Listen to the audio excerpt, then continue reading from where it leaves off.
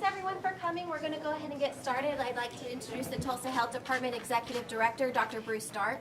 Thank you. Thank you, Leanne.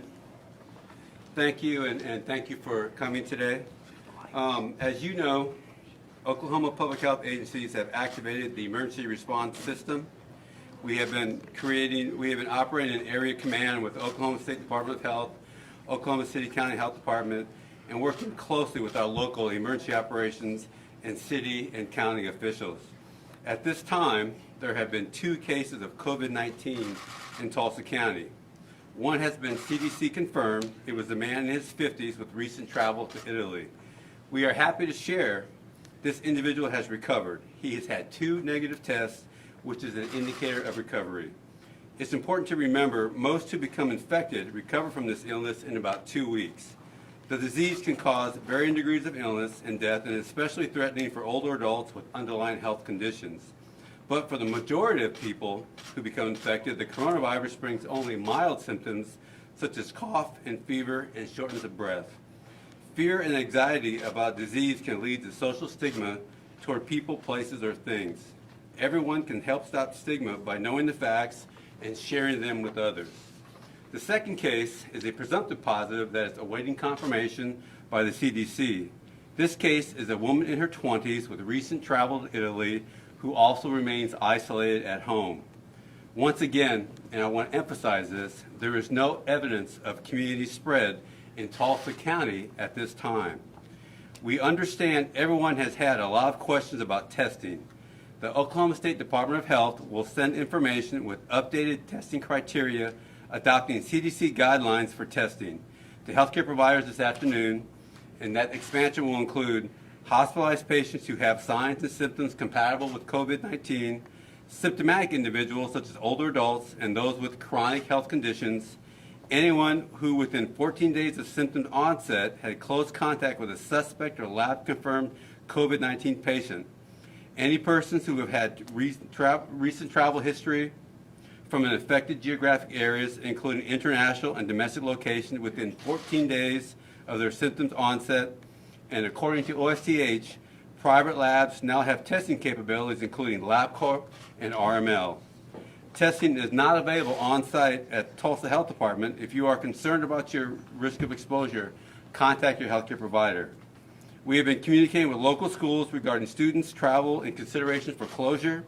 Today, the CDC has issued new guidance for school considerations that's available on their website. A link has also been added on our website under the heading Resources. We are reviewing large gathering criteria and have been in ongoing communication with city and county leaders, and will continue to provide guidance regarding community events. The Tulsa Health Department's mission is to protect the health and well-being of Tulsa County residents. Protecting our most vulnerable citizens remains our top priority. This is a community response, and our partnerships are critical in this response. And at this time, I'd like to introduce Tulsa Mayor G.T. Bynum.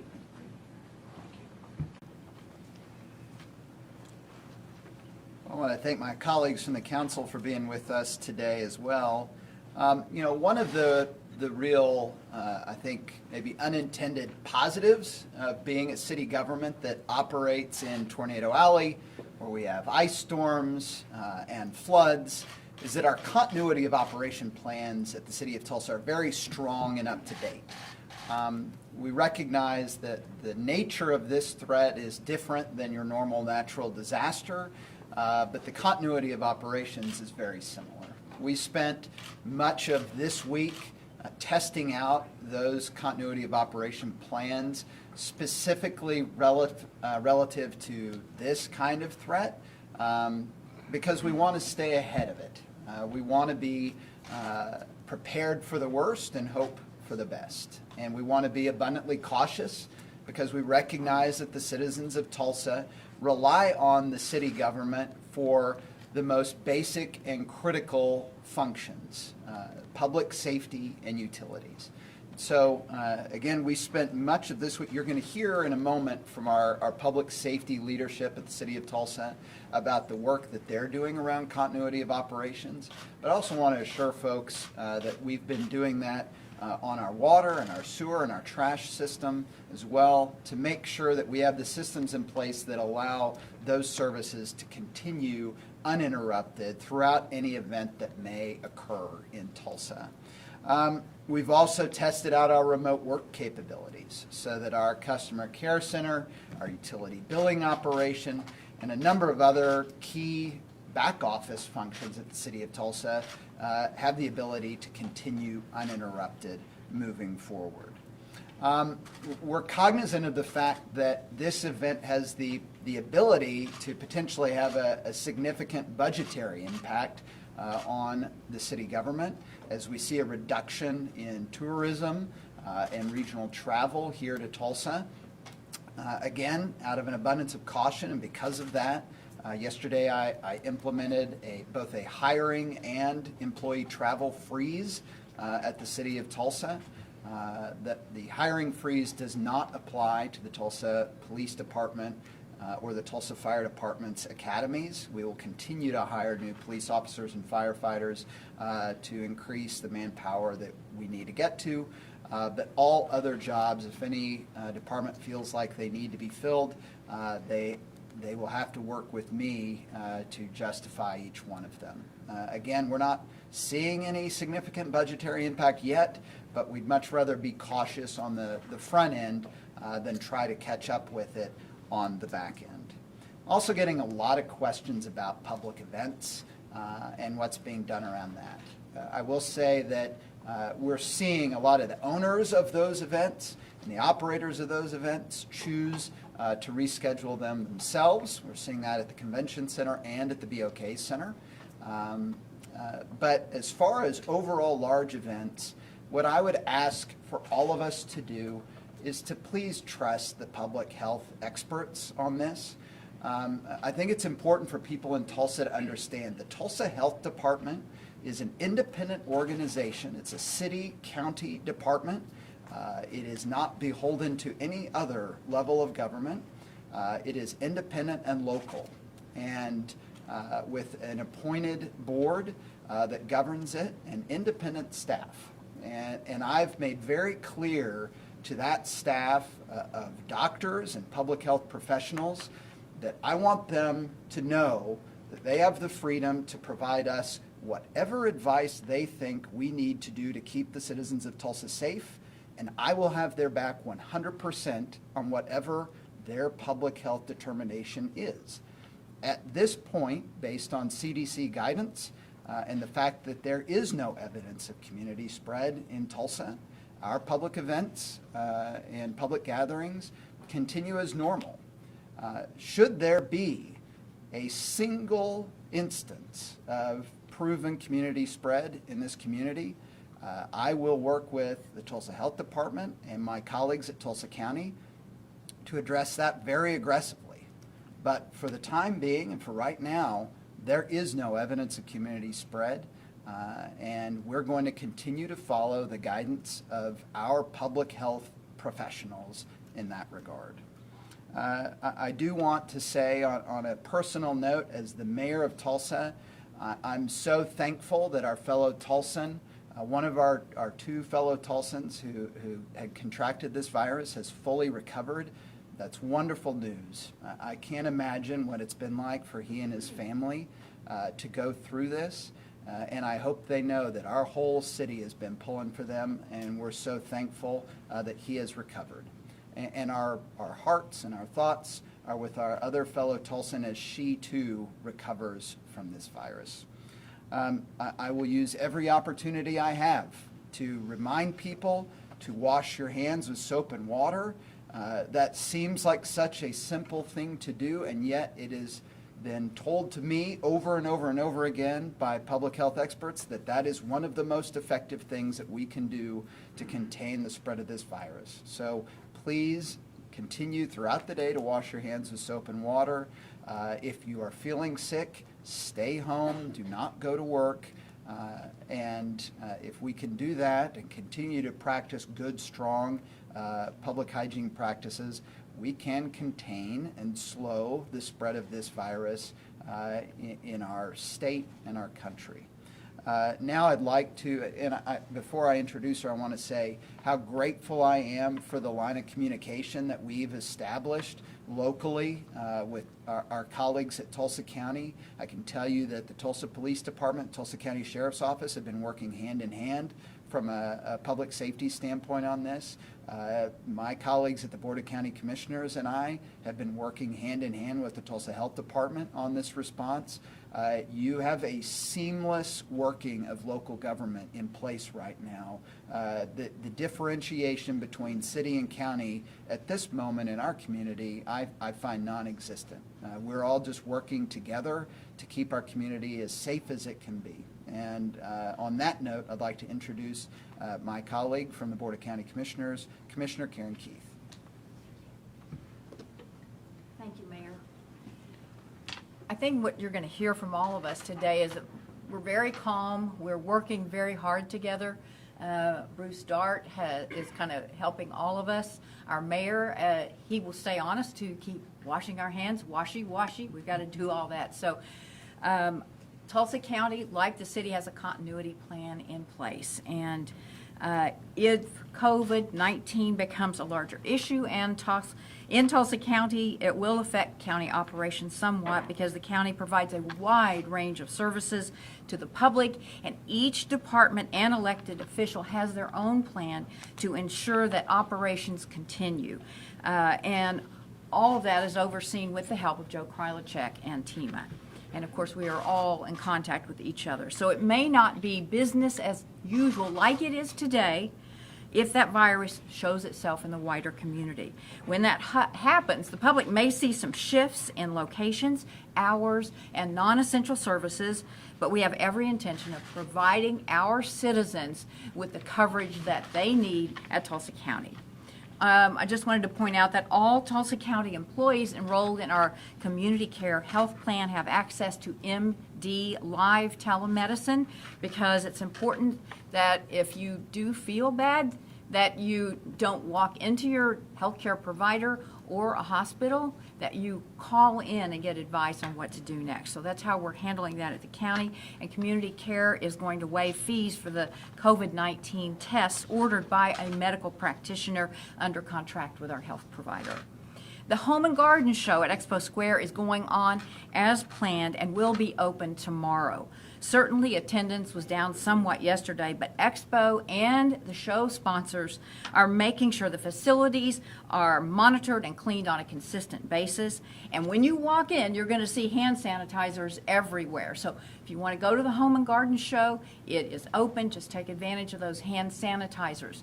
So the Home and Garden Show is it's a local event. We don't have people and vendors flying in from out of state to attend this. So that's one of the reasons that we're comfortable leaving this open. But my mother always goes. We take her to the show. We will not be taking a 90-year-old mother to that show this year. So just keep those things in mind, but I'm sure it's going to be great. I'll head out there tomorrow and see how things are going.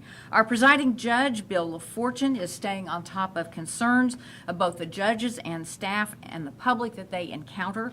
On Monday at our regular Board of County Commissioner meeting, we are all going to go over contingency plans given the latest information that we get from Bruce and from TEMA to talk about how we move forward and make sure that we're all in sync with one another. So thank you all so much for being here, and to our media, we appreciate how you get the word out. We've been through this before, and you all make a difference too. So thank you very much.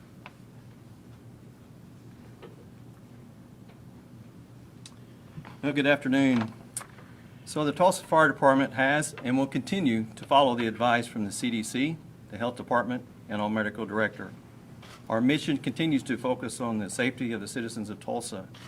Currently, fire personnel are working normal hours at the fire station, and that includes at headquarters. However, we are limiting some access to the public to these facilities for the obvious reasons. Our internal coronavirus task force is working closely to make sure that we monitor things that are going on and to reduce the exposure to our first responders.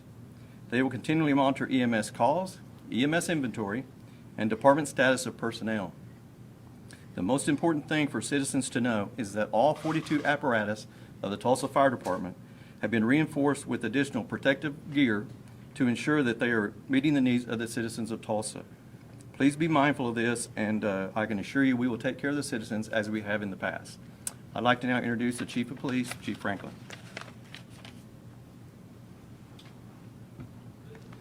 Thank you.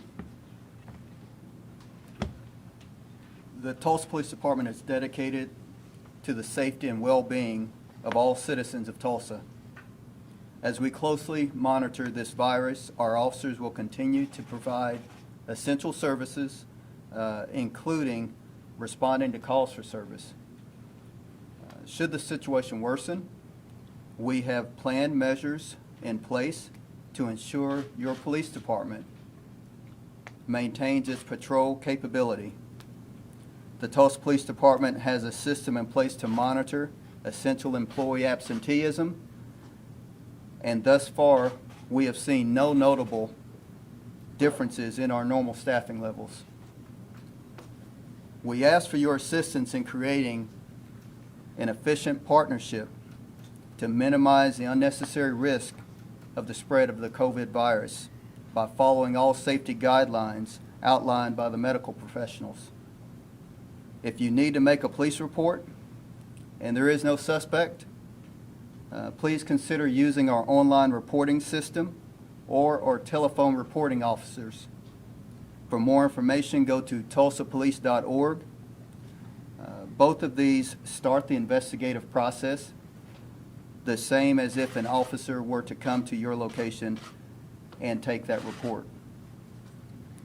If you need immediate medical or immediate assistance, don't hesitate to dial 911. Police, fire, and medical stand ready to respond as normal. As a community, it's important that we maintain safety and care for one another. We encourage anyone and everyone to follow the Tulsa Police Department on Facebook, Twitter, and Instagram for the latest information. I will now introduce to you Tulsa County Sheriff Vic Regalado. Thank you, Chief. I'm still getting used to that and air hugs as well. Good afternoon, and thank you for being here today. Obviously, from the Sheriff's Office standpoint, the jail is our biggest concern. It is a jail that has a 2,000-person capacity, and we currently are hovering around 1,200, many of whom already have compromised immune systems and other health issues. What I can tell you today that we have suspended all tours of the jail until further notice. Furthermore, to help limit and prevent the spread of the COVID-19 within the jail, we have continuously trained our staff as well as our inmates and stressed adequate housekeeping protocols. Things like general facility sanitation, personal hygiene, as well as education about the COVID-19 as details become available. We have placed posters throughout the facility encouraging staff, inmates, as well as visitors to wash their hands frequently while conducting business in and around the jail. In the event of a widespread event, we have protocols in place to adjust our staffing as well as training and lesson plans for our employees and jail supervision in the event we have to supplement our employees within the jail.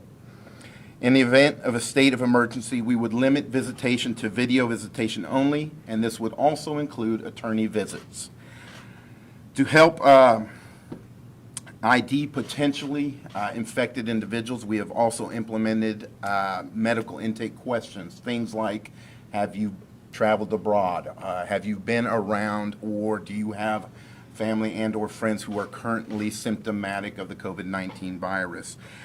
We are in direct communication with the Tulsa Health Department as well as our medical colleagues and our medical vendor within the jail to ensure that in the event we have somebody infected in the jail, we can quarantine them effectively in one of our negative air pods. We believe that we are fully equipped and ready in the event of a widespread event inside the jail to quarantine as many people as possible in those negative air pods. Like Chief Franklin said, there is a lot of unknown surrounding this virus, and with the unknown comes anxiety and fear. One of the best ways to address that is to control the things that you can control. And it's been set up here by everyone about prevention and limiting the exposure through adequate personal hygiene, washing your hands, ensuring that you keep a safe distance when in contact during the course of this, while this virus runs its course. I would add on that if you believe that you are symptomatic and you are in need of police services, tell the dispatcher, the police dispatcher, about this, so that when our first responders show up, they are adequately protected to arrive at your house and assist you with your 911 services. This is going to be a team event. As you can see, the cooperation between the city and county is intact, but I would say that all Tulsans need to be a part of this solution while we work our way through this virus. And we will. I have no doubt. Our city and county, our Tulsans, are resilient, and we always seem to step up to the plate during catastrophes or public issues like this. But I would remind you, our first responders do not have the luxury of telework. We will be working regardless of whether or not we are in a state of emergency or not.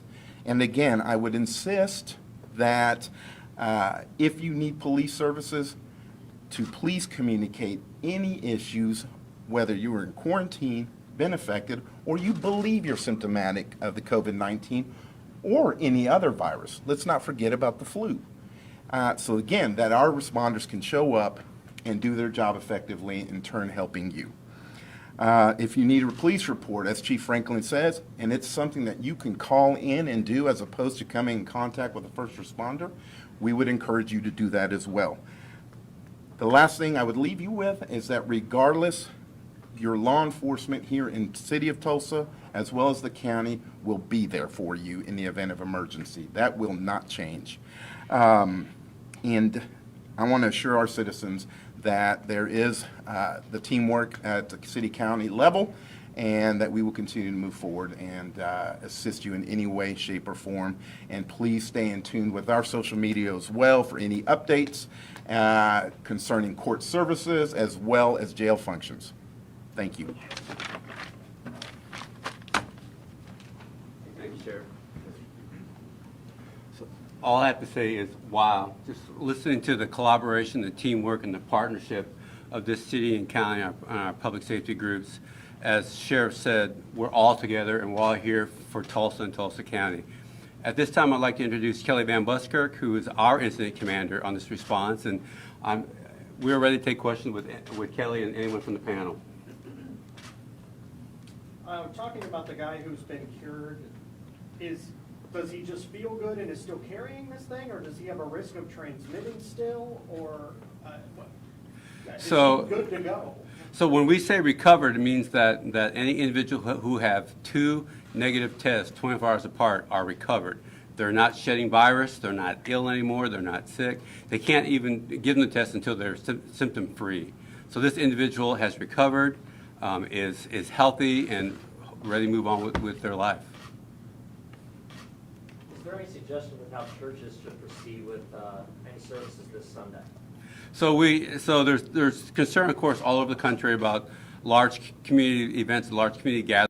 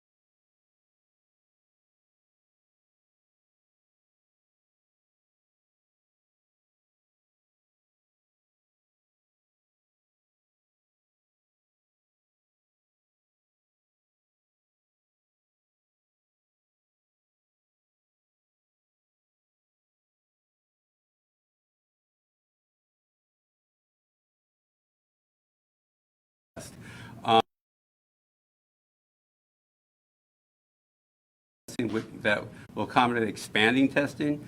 But until more tests come in, we're going to continue to follow that criteria.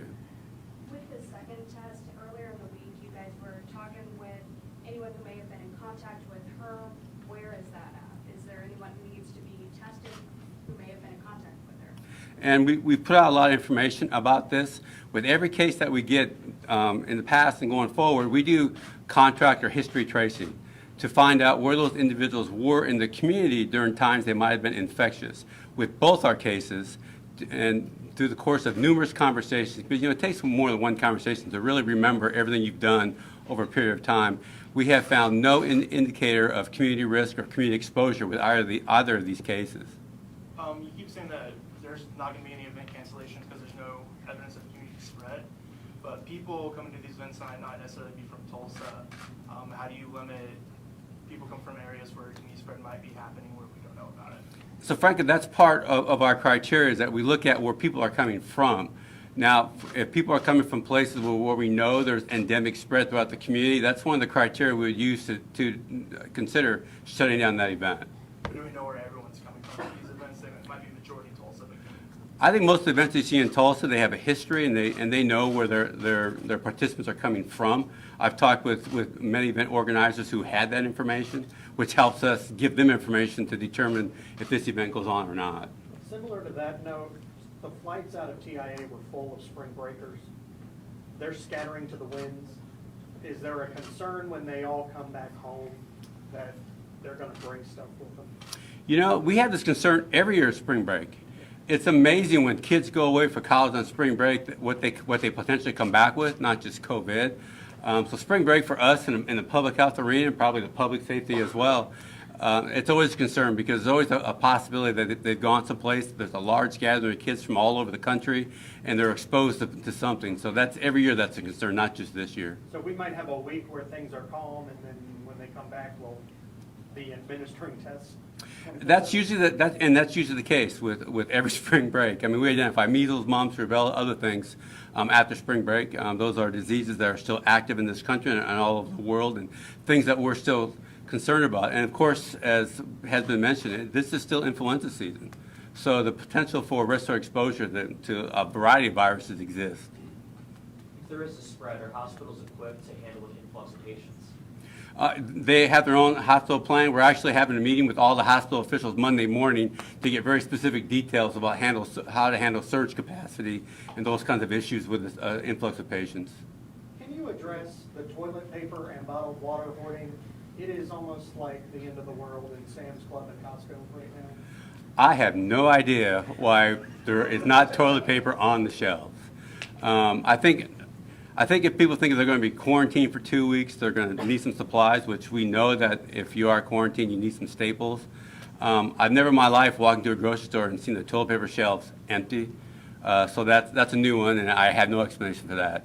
Part of what, we do tell people there's a possibility of quarantine. You want to stock up on certain foods and water and medicines to get you through that 2-week period. So I can understand water. Can you clarify what a person is, can they be exposed to it, be carrying it, not have symptoms and spread it to other people, or do they not spread it until they have symptoms? So we're still trying to develop the science around that because this is such a new virus. With other respiratory viruses, there is that potential where they're shedding virus when they're not sick. And frankly, we're still trying to, our scientists in Atlanta and at NIH are still trying to determine if there is viral shed in both the asymptomatic presentation or if there's viral shed before they become clinically ill. So frankly, at this juncture, we don't know. We hope to know more as time progresses. Can you clarify on the testing, just how that's working in Tulsa? Person goes to the private doctor, is the test administered there and then processed elsewhere?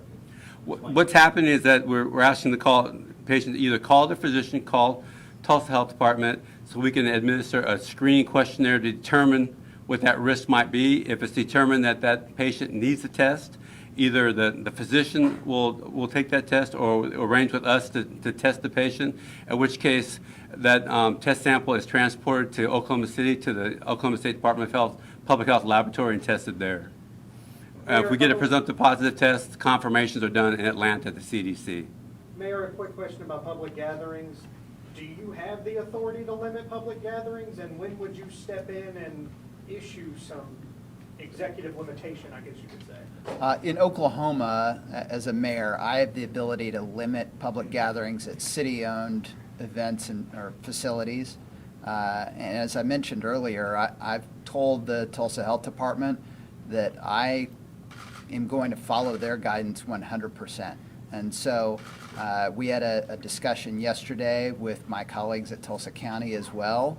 And as soon as we have evidence of any community spread whatsoever in the city, we will take steps to restrict participation in public gatherings. Now, for now, we see that happening independently from a lot of event organizers on their own.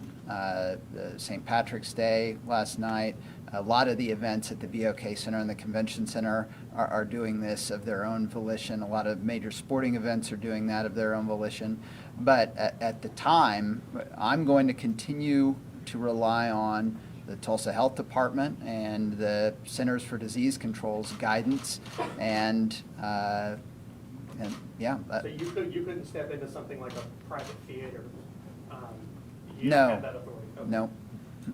Why are we waiting until community spread is actually here, as opposed to trying to prevent that? What do you mean by waiting? Obviously, we're waiting to take action on when community spread is here, we'll actually start doing some of these things? So we've been taking action for really quite a while now. The only thing I think that has been slow to take action on is to test anyone who wants to test. And we've lobbied very hard to expand that testing criteria so we can test more people who have very specific symptoms, which wasn't part of the criteria in the past. So we have pandemic plans, and we have an emergency preparedness department that practice those plans and exercise those plans on a regular basis. So we haven't been sitting idle and just waiting for things to happen. We've been responding as the environment dictates that we respond. And I do think the only question has been around widespread testing, and we are working to expand that as well. Does Dallas's first community spread case concern you all being so close to us?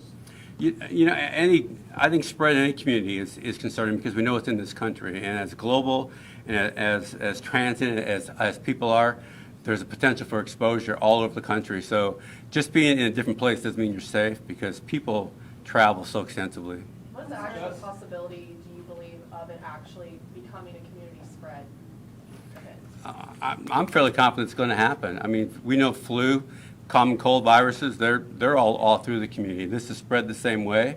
So the possibilities are good that it will happen, and which is why we're doing the work in advance to ensure that we can mitigate some of that spread. That's why we're talking about community events and gatherings, because one of the things that stops the spread is not bringing people together in closed situations. So based on what the environment is telling us, we'll respond accordingly. And we've got great partnerships with our city and county public safety that will allow us to do that rapidly and actively as we need to be. When do you expect that we are in the timeline? You know, when people come back from spring break and they've got it, when would we see, you know, the community spread start to pop up and then go to, you know, what's happening in Seattle? You know, we know that it can take as long as 14 days for people to become clinically ill once they're exposed.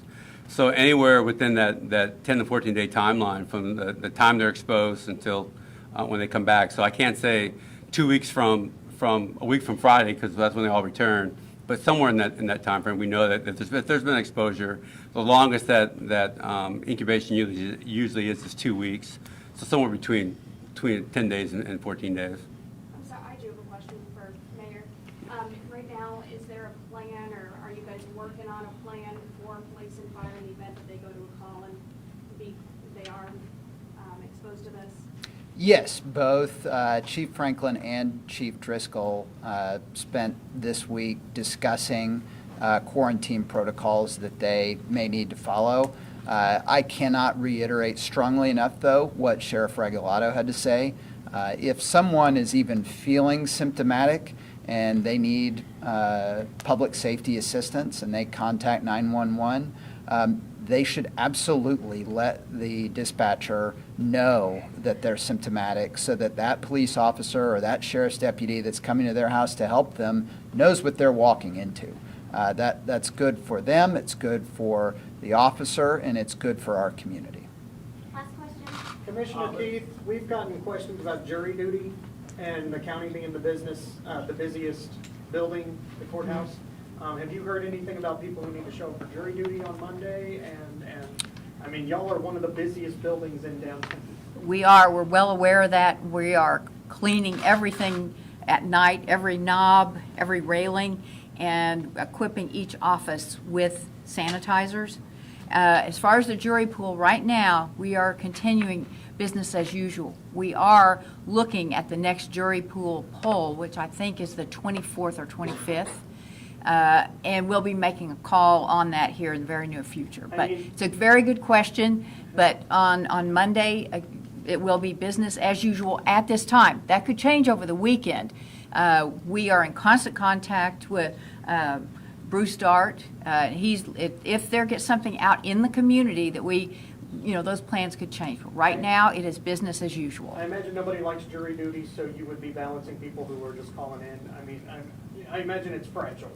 Is that how you would classify it? Well, I will tell you, most people when they do jury duty end up seeing it as a good experience. So it's, you have a lot of people like, oh, I've got to go in. But once they come in and do that, it's normally a very different, memorable experience for them. So our citizens are great. They step up, and right now we will just continue business as usual. But thank you for your question. Can I ask one question about the Grand Princess? I know we said last questions, but have we gotten any new guidance since that last phone call? We really haven't, and I know the State Health Department is working with HHS to determine how it will be handled, and right now there really is nothing to update on the Grand Princess, so thank you very much for your time today.